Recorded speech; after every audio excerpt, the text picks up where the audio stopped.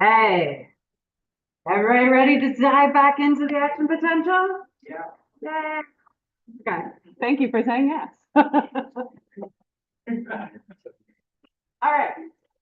So last time we were talking about graded potentials. Talked about how they need to reach threshold in order to fire off an action potential. They can do that either by two signals coming in and talking to them from different places. So that's our spatial summation leading to adding up to a larger graded potential that potentially reaches threshold. Or we can have graded potentials that add together by getting the same signal multiple times in a row. Again, adding up, potentially reaching threshold.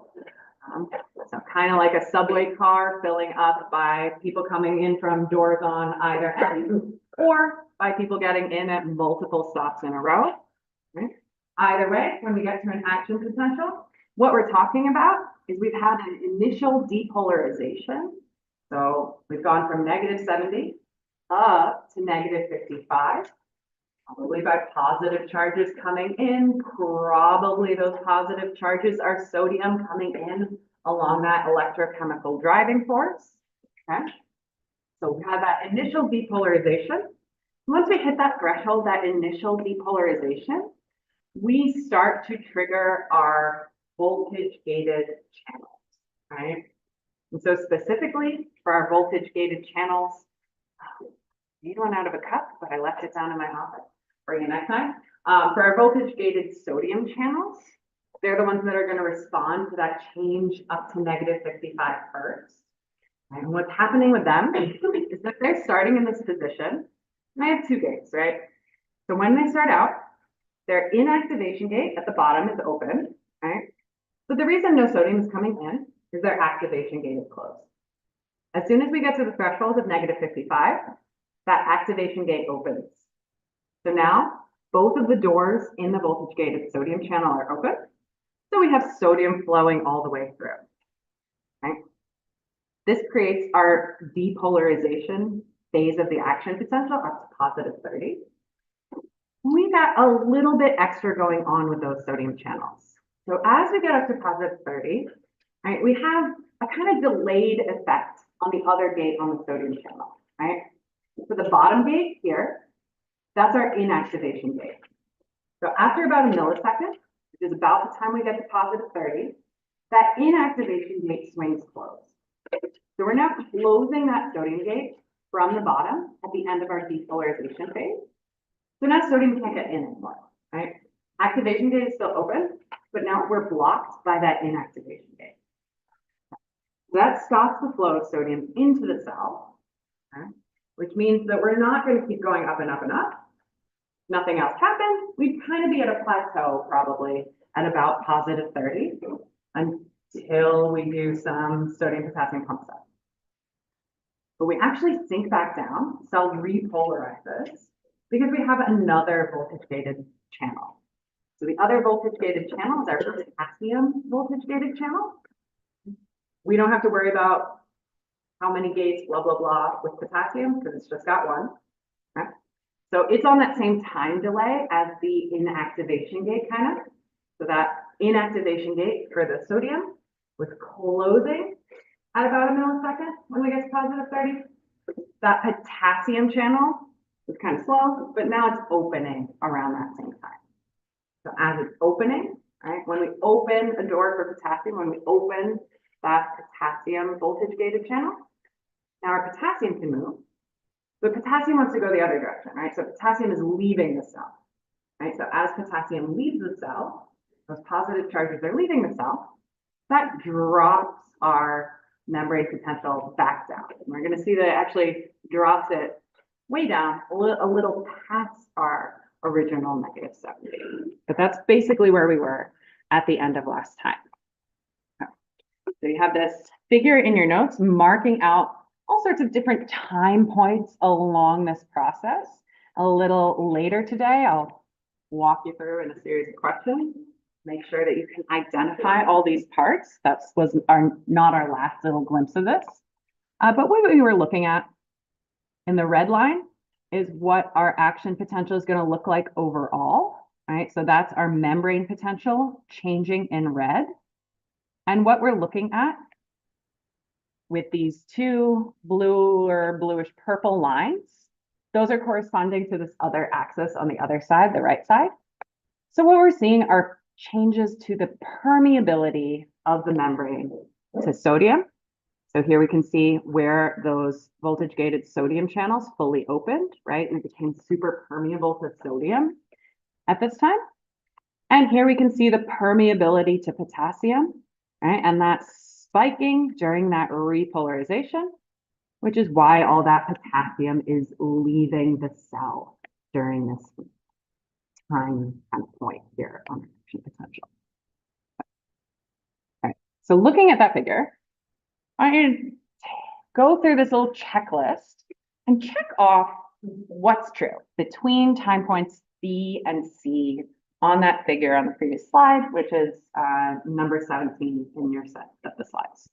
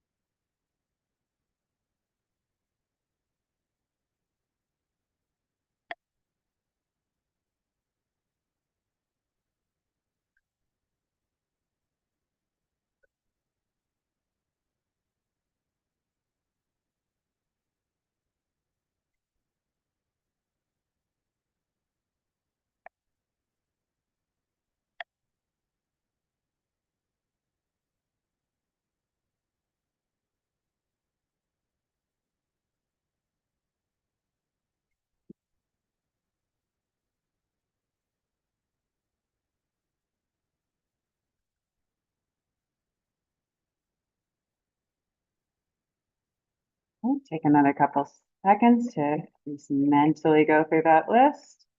All right, so we're thinking about whether the membrane is depolarizing, hyperpolarizing. Are we thinking about voltage-gated sodium channels being fully open? Do we see a change in sodium permeability? Are we thinking about potassium channels and potassium permeability? What are we thinking about the movement of sodium and or potassium? Okay, cool. All right, so we've identified for the most part, correct part. So for B and between time points B and C, what we're looking at, that spike from threshold up to positive 30. So we're going to call that in the future our depolarization phase. So that first phase of our action potential. Okay. So what is happening during that depolarization phase is a depolarization. So we're thinking about depolarization for our shorthand. It's just anytime the membrane potential goes up, just for our purposes, depolarization. Cool. And we're depolarizing because we have positive charges coming in. The positive charges specifically are sodium, right? So sodium is coming into the cell, that positive charge. That's why we're depolarizing. And sodium can move into the cell because that membrane is now permeable to sodium.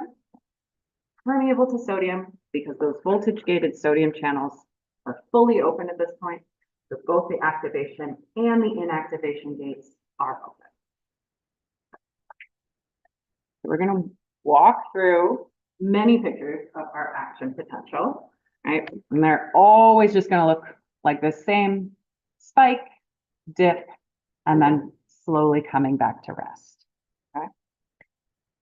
So at the beginning, right, for the action potential, we're thinking about graded potentials potentially adding up to threshold. So we're trying to get to that threshold of -55, right? So we're trying to get somewhere here.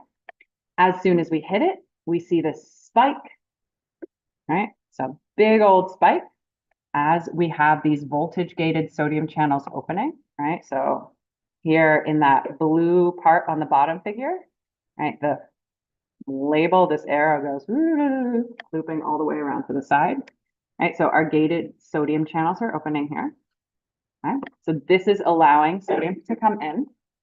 And as we're going up and up and up and up and up to +30, that up and up and up, kind of a positive feedback loop, because the more sodium you have come in, the more you depolarize.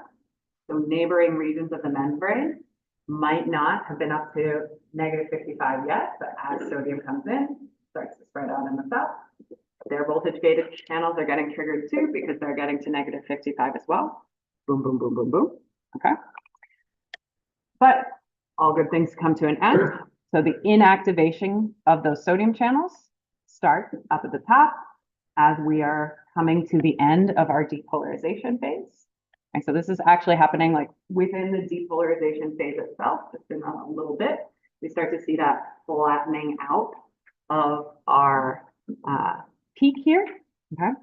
So here we have those inactivation channels closing, those inactivation gates. So that flat line sodium, and we start to see our gated potassium channels open, which will be leading us into our next phase. Okay.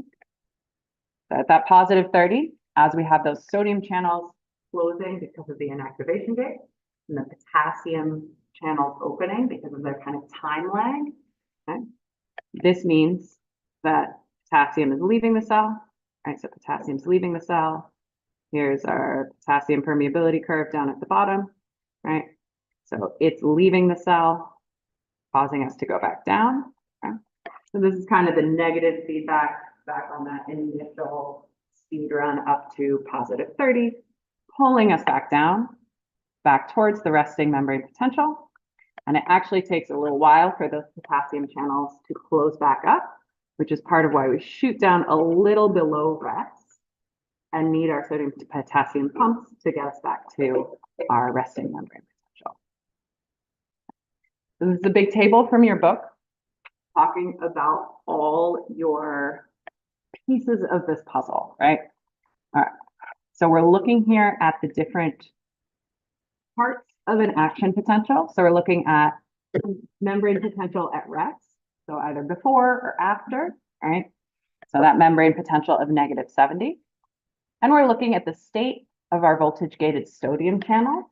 And we're tracking what's happening between both the activation gate and the inactivation gate.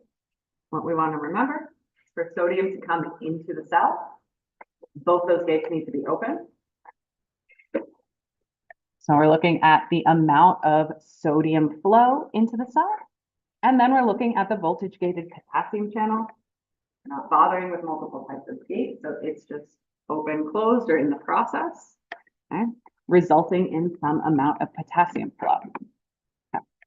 So we trace what is happening with all these pieces through the depolarization phase, then through the repolarization phase, and that after hyperpolarization is that little overshoot, right? While our voltage gated potassium channels are not fully closed yet, they're in the process, but they're still getting there. But our sodium channels are closed because our activation gate has closed back over. Okay? And by the time we get to the end of this unit, this is something you want to practice. You want to be able to say at any point in time during our action potential, what's going on the sodium channels, what's going on with their two gates, what's going on with the potassium channels, and what is flowing in or out of the cell at that time, and what is the result on the membrane potential. So this is worth spending some time with on your own. For now, for ourselves, I'm going to ask you another question. So as we're thinking about that repolarization phase, that drop in the membrane potential, go ahead and remind me what is directly responsible for that drop.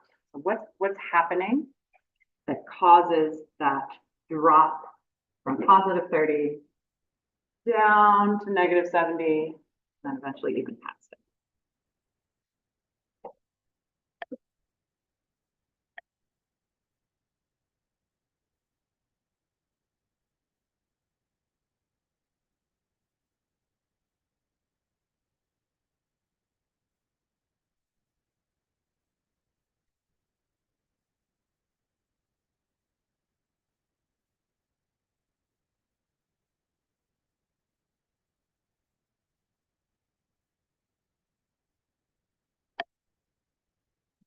Take another second or two.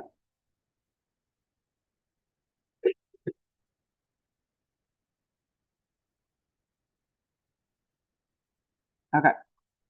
Yeah. So the reason we have a drop in membrane potential is that the membrane is now permeable to potassium more than it was before. So permeable means the potassium can get through, right? Permeable just means that something can get through.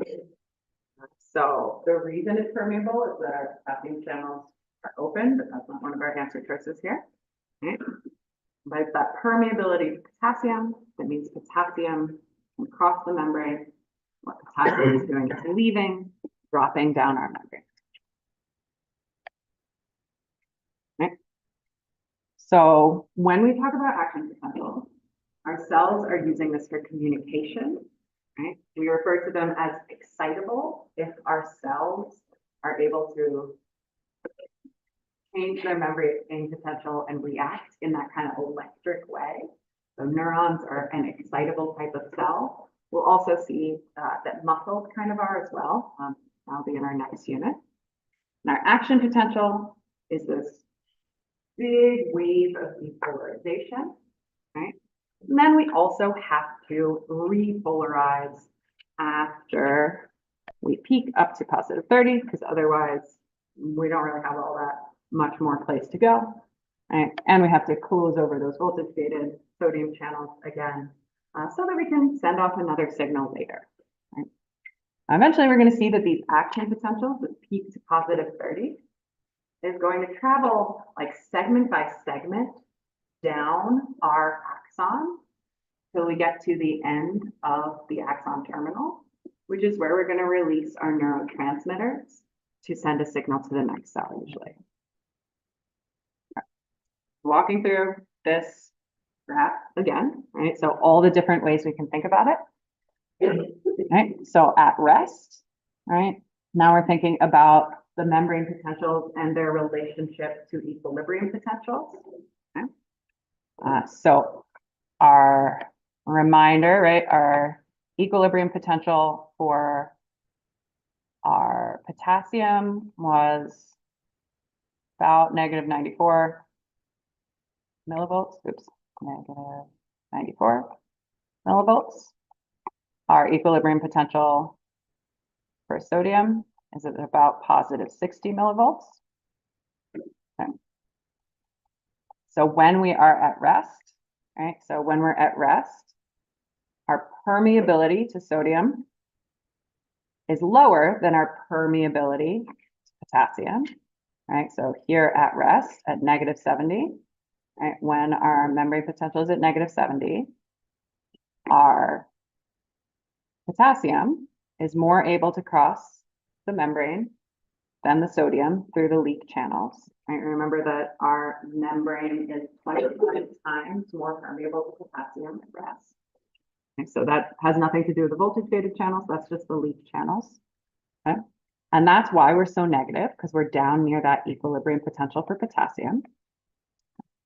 But over time, right, as we start to have sodium channels open, right, the permeability to sodium goes up, right? And because we were so far away from that sodium equilibrium potential, that's part of why sodium is rushing in so fast, right? Because there's this huge pressure for sodium to flow into the cell.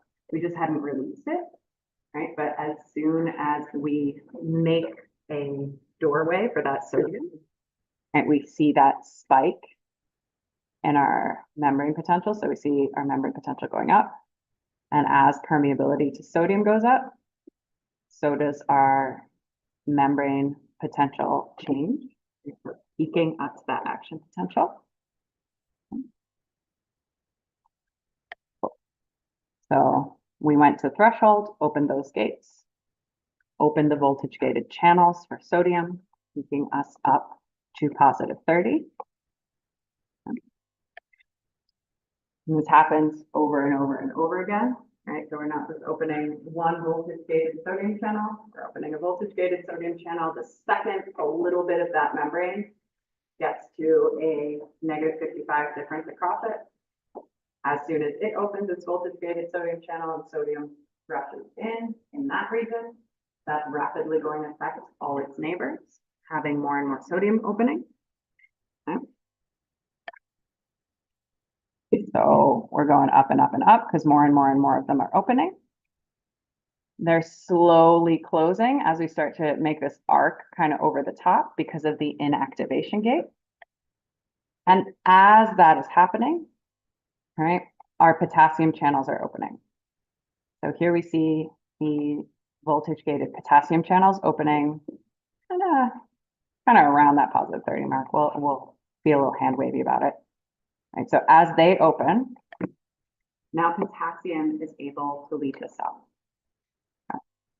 So this happens a little more rapidly than it might otherwise, because now, if we're at positive 30, we are way farther away from that equilibrium potential for potassium than we were at the start, right? Because we've let all this sodium into the cell, right? So instead of having this gradual little flow, once those potassium channels are open, right, we start to see bigger change in potassium permeability and a rapid drop in the membrane potential here.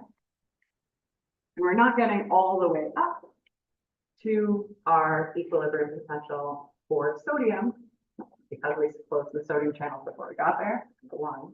But number two, because now we've got this competing kind of force on the membrane, right? By which I mean now, in addition to any sodium ions that might move in, we've now got more potassium ions escaping. So there's a kind of trade-off.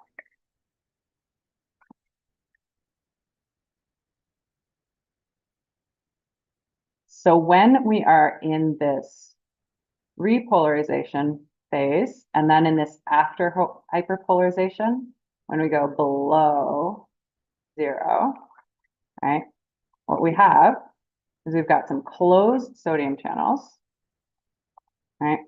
So they're closing and dropping down that permeability to sodium. And at a certain point, the inactivation gates are closed, and they get a little stuck. They're stuck for a little while, stuck closed. Okay, so no sodium can come into the cell for a while. Those potassium channels are open. So we have potassium leave the cell during repolarization as we're getting to negative 70. And those potassium channels are a little slow to close themselves, right? So we have a little extra permeability to potassium, right, during this after hyperpolarization phase, right? And that's why we shoot below negative 70, because the more permeable you are to an ion, the closer that's going to pull you towards the equilibrium potential for that ion, right? So this high permeability to potassium that we haven't fully shut down yet pulls us a little bit even closer to that negative 94 than we were at rest. So that's the hyperpolarization or after hyperpolarization, right? It's after whether you put the word after in it or not. So it's just referred to by different names to different places. And then to restore the membrane potential, we do need to use the sodium potassium pump to get us from that extra negative region, right? So that extra negative hyperpolarization part back to -70. And this is also important, right? Because we know that those electrochemical driving forces are partially dependent on concentration gradient, right? So they're partially relying on the fact that we have a chemical driving force for sodium into the cell, we have a chemical driving force for potassium as well, move the opposite direction, right? So we got to restabilize that. So basically, we let a bunch of sodium come into the cell, right? So our sodium potassium pump grabs the sodium, moves them out of the cell, and pulls a couple potassium in the opposite direction. But we got a lot of leak channels to handle that part. So we use a little bit of energy to reset, basically. So we're going to run through this figure again, piece by piece. We're going to name the phases and we're going to think about the permeability and those gates and those movements. I'm actually going to name them this time. So again, look at that figure. And these are going to be timed a little bit. So I'm going to have you all join this series of questions before I progress through them.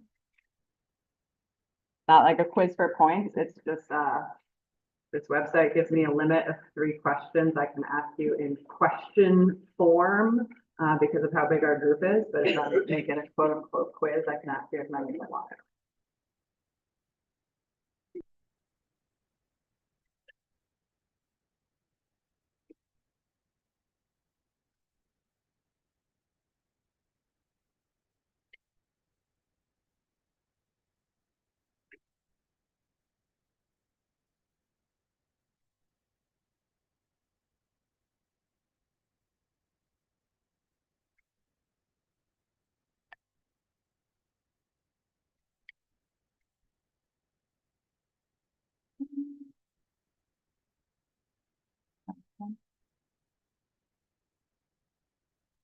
Number stuff going up, so hopefully we're good. Okay. So we're going to start. So between time points A and B, what is happening? It's our first question. Too fast, we'll see. All right, might be a little too fast, but we'll get a hang of it. Go through it again. Okay. So between A and B, what we're actually looking at is it is a depolarization, but A and B is that initial depolarization to our threshold, right? So this is when our graded potentials would be coming in and we're seeing whether we get to that threshold of -55.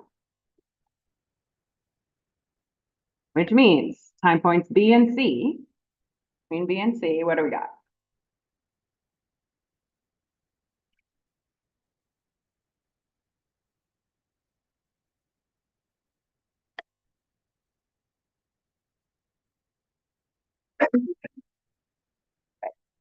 Yeah. So between B and C, now that we've hit threshold, as we spike up to +30, that is the technical depolarization phase. Depolarization phase is going all the way up to +30. Okay. So now we want to think about why, right? Okay. So still thinking about B and C, what's going on with those voltage gated channels?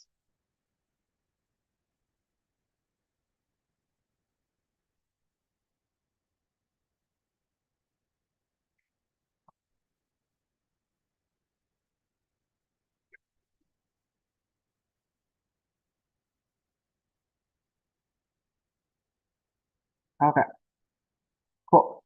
Yes. So the main thing that we want to focus on, yes, is that the sodium activation gate opens, right? At the very end, right, as we get to time point C, it is true that our sodium inactivation gates are starting to close as well. But that first answer was the main thing that's happening. That's the most important part. So great job. Okay, so we're going to move on to the next time point now.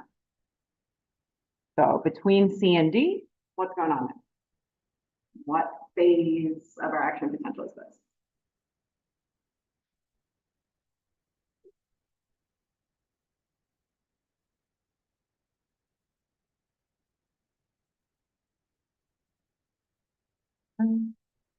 Okay. Most of us are on board here, right? So between C and D, this is when we're dropping back down towards our original starting point of -70. So that's our repolarization phase. So like we're repeating, we're going back to our original amount of polarization. Now we're going to think about what's happening with the channels there. Okay. So what's going on with the voltage gated channels in that C to D repolarization phase?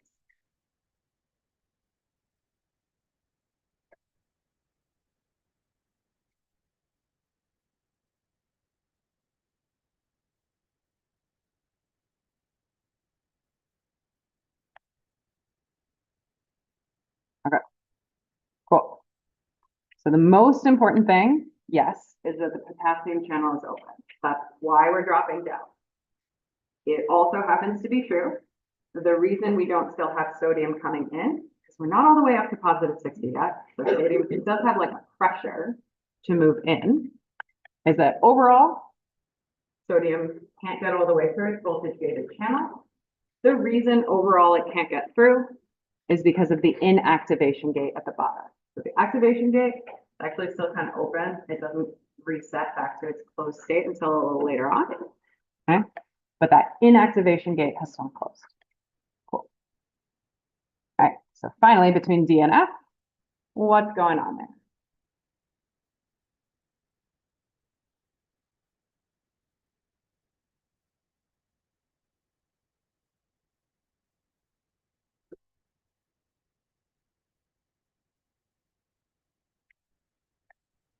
Right. Yes. So this is the hyperpolarization as we continue to have potassium escaping our cell. So that's the kind of thing you want to be able to do by the time we get to the exam. You're going to be able to name all the phases of an action potential in order. You want to be able to think about what happened to the membrane potential. Did it go up? Did it go down? And you do want to know those numbers, -70, -65, and +30, right? Those 3 points are important. Okay. And you want to be able to relate that to our voltage gated channels. And once you understand the voltage gated channels, hopefully it's obvious whether that membrane is permeable to the specific ion or not. If it's open, if it's all the way open, your membrane is permeable. Well, now we got a couple of people who got almost all of these right. And I know that a lot of these were fast, so no judgment for anybody else. Cool. Next figure here, right? When we are looking at this, right? So labeling these phases, right? So our initial depolarization to threshold isn't highlighted in a specific color, right? But this is where the graded potential summation would be happening. -55 is our threshold for our voltage gated channels, right? To open. Okay, so phase 1 was our depolarization. Phase 2 is the repolarization back to that resting potential. Phase 3 is that after hyperpolarization.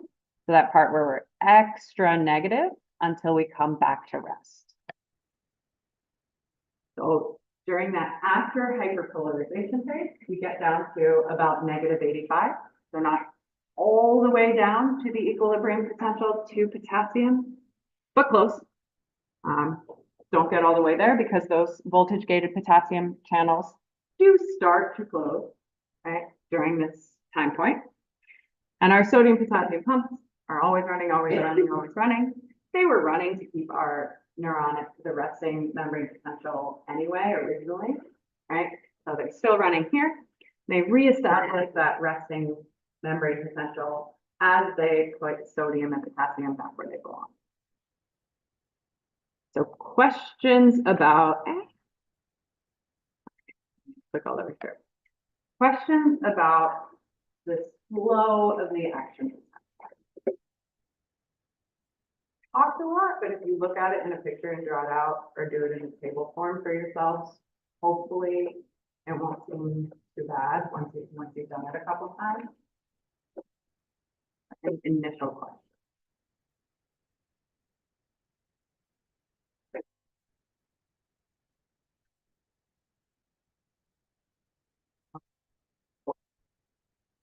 From a picture perspective, if you are drawing stuff, this picture, the big spike up to positive 30 and then back down, that's the one to focus on. Right? The permeability lines are true. They are telling you about the permeability, but what we're trying to understand is the change to the membrane potential.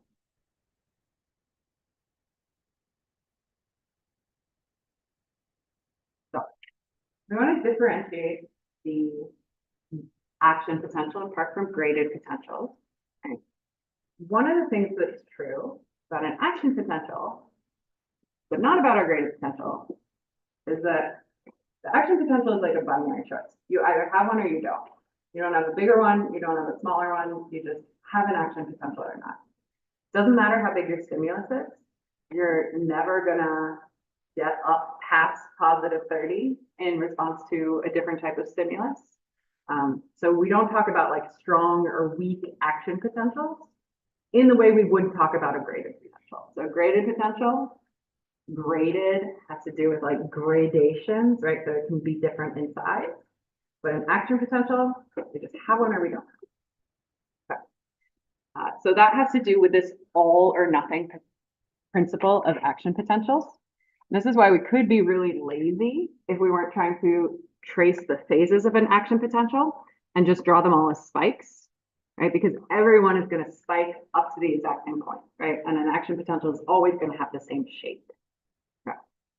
So if we get to that threshold of negative 55, that's our minimum depolarization that we need to open those voltage-gated sodium channels and start with a time lag to open up those voltage-gated potassium channels as well. If it happens, we got an action potential. If it doesn't happen, even if you have a stimulus, if you have like a weak little stimulus and it only gets you to negative 60, no action potential, right? Like it doesn't matter that you're almost to threshold, you just are or are not to the threshold. Okay?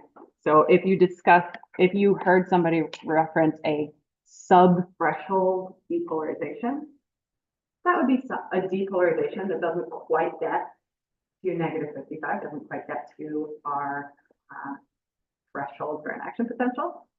So even if you have a stimulus come in, if you don't get the threshold, no action potential. You get a little bit of a graded potential, but no action potential, so you're not going to communicate to any further cells attached to that neuron. You have a supra-threshold depolarization. So say you had a signal come in and you had a really big graded potential, right? Like, so that initial stimulus didn't just get you to negative 55, it got you to negative 40, right? Wouldn't matter. You're still going to fire off the exact same action potential that spikes to positive 30. There's no difference here. Okay. So every single action potential is identical. It's either there or it's not there. All right. So once we get to that threshold, an action potential happens. Size of the stimulus has absolutely no effect on the size of an action potential. And it also doesn't affect the length of time that an action potential takes, right? Because that has to do with the time lag on the channels themselves, right? And they just operate how they operate. Their proteins, that's just how they work. You can't make them like stay open for longer. They've got kind of like little timers on themselves. Okay. So we can't change the size of our action potential. We're always going to positive 30. We can't make like a really wide action potential that's extra long. Okay. What we will end up seeing eventually is that we can pack action potentials kind of closer to each other. And that's how how your neurons might communicate like a bigger response to an effector organ. But we'll talk about that in a bit. Okay. So here we're comparing some stimuli to the membrane potential change you might see. Okay. So here we have some sub-threshold stimuli. So sub means below, so they don't get to the threshold. Right, so here you see a little bit of a depolarization with a little stimulus, but we don't get to threshold, so there's no action potential. Here's one that's a little bigger. All right, so you have a slightly larger graded potential because graded potentials can be different sizes, but you still don't get the threshold, so we don't really care. Now we have a stimulus that gets us to threshold, so gets us to -55. Great, we fire off an action potential. So phase 1, depolarization, phase 2, repolarization, then we have our hyperpolarization, and eventually we would set ourselves up back to -70. Okay. We have a threshold, super threshold stimulus, so like a really big one. It might get us above -55. In this case, what we can see is that we hadn't necessarily gotten all the way back to rest yet, right? But we still got to threshold. So phase 1, depolarization, phase 2, repolarization, phase 3, after hyperpolarization, and back to rest. All look the same, no matter how big your stimulus is. So here's another way of just thinking about the same thing that we've been talking about. So same information, different way of showing it. We're just trying to give you different ways that you can study this to understand it. All right, so we're thinking about here. This is kind of like our decision tree. All right, so our initial stimulus is a threshold stimulus, gets us to threshold by definition here in this tree. That's our starting point. All right, so if we get to threshold, we are going to depolarize that membrane, right? So that depolarized membrane, okay? We got to -55 because we're to threshold, which means we are now going to open our sodium channels, right? So we're going to see an increase in our open sodium channels as we open up that activation gate, right? Which means now our membrane has increased in its permeability to sodium, which means sodium can flow into the cell. Cool. All right. So overall, this creates more depolarization, right? More depolarization. And we have a positive feedback loop with that depolarization causing more and more and more sodium channels to open in regions that might not have gotten to -55 initially. Okay. But we have some delayed effects. Okay. So a delayed effect of that initial depolarization and that triggering of the sodium channels is that we have an inactivation gate that closes after a millisecond.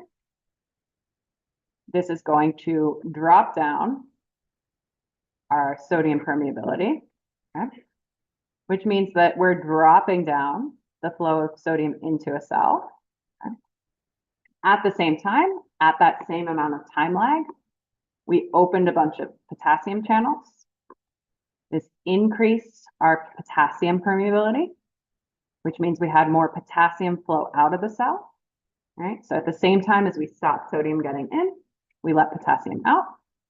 So our overall charge on the membrane goes down. So that's our repolarization.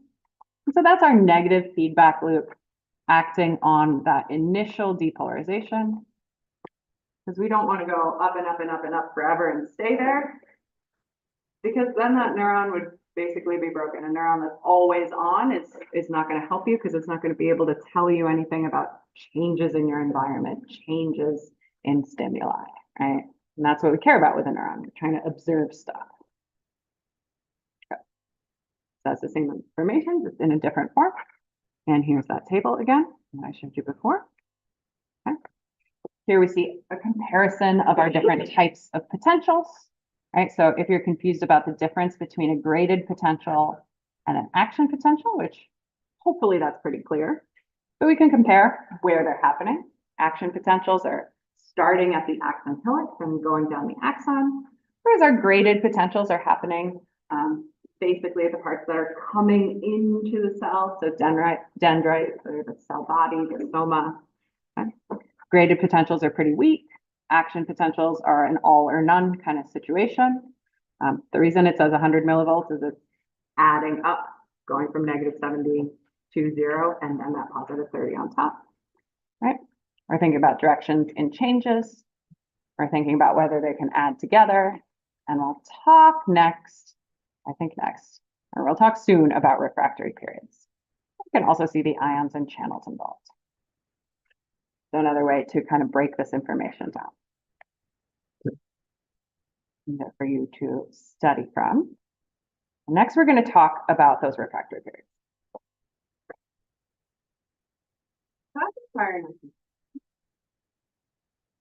There's a certain time when you can't fire off another one. So that's a refractory period, right? The refractory period is like your neuron has to rest, kind of like it's forced to rest a little bit. Right? So if we want to send off signals to your heart to speed up, right? We might pack together a lot of action potentials, like speed up, speed up, speed up, speed up, speed up, right? You could do that potentially. But there's only so close you can pack action potentials together because of these refractory periods. So we have two types of refractory periods. So both refractory periods mean you can't fire off a new action potential, right? That's our definition. If you just can't fire one, right? That's a refractory period. But we're going to have an absolute one where it's absolutely categorically impossible to fire off another action potential. And we're going to have another refractory period where it's really hard to fire off another action potential, but maybe you could do it under certain circumstances. So that's your relative refractory period. Okay. So for our absolute refractory period, as this one in kind of peach color. Okay. So during the absolute refractory period, you absolutely can't fire off a new action potential. Basically, because your first action potential is kind of still going. But the really important piece here, the reason you can't go like do, right? The reason you can't just do that is that those sodium channels, the voltage gated sodium channels that you need to open if you want to keep up to positive 30, they have been inactivated by the inactivation gate, right? So it's not just that they're closed, they're like closed and jammed closed for a little bit. So the sodium channels aren't just inactive, they don't just have that activation gate closed. What they have closed is the inactivation gate, and you can't move that inactivation gate for a period of time. So that creates our absolute refractory period. Our relative refractory period, so here in blue, right? This is when it's just harder than usual to fire off an action potential. Okay. So this is because we have a membrane that's still really permeable to potassium. So it still has some of those voltage-gated potassium channels open, which means that potassium is still leaving the cell faster than it otherwise would. Right? So potassium is still escaping. We still have positive charges escaping the cell. So if you come in, you're a stimulus, you're trying to fire off an action potential, and you try to fire off a graded potential, right? You have a little bit of a change, right? It's going to be way harder to get to threshold if you're starting in this situation where you've got a membrane that's extra leaky to potassium and you're even lower than you usually would be because you're below rest. Okay. So this is a situation where you might care how strong the stimulus is, because the stimulus that could get you to threshold if you're at -70, right? You could fire off an active potential. If that same stimulus comes in this relative refractory period, nothing's going to happen. Only a really, really strong stimulus would overcome that extra negativity. So regardless, every action potential, even if you fire it here, right, it's still going to spike to positive 30 and look exactly the same as the previous one. So there's still this all or none principle. Our action potentials still look the same if you fire them off in the relative refractory period, but you're probably not going to, because the cell is not going to be very responsive to stimuli during this. So here that is in words, right? And showing the relationship to those channels.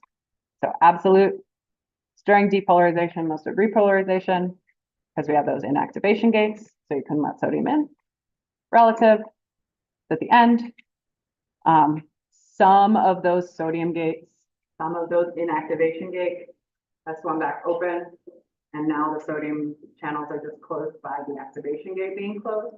Right, so they could potentially reopen some of them. We're a little extra negative because our membrane is a little extra permeable to potassium. But if you have some really, really strong thing coming in, maybe you can respond during that relative phase. Okay, so we'll leave it here. And next time we'll talk about propagation of an action potential.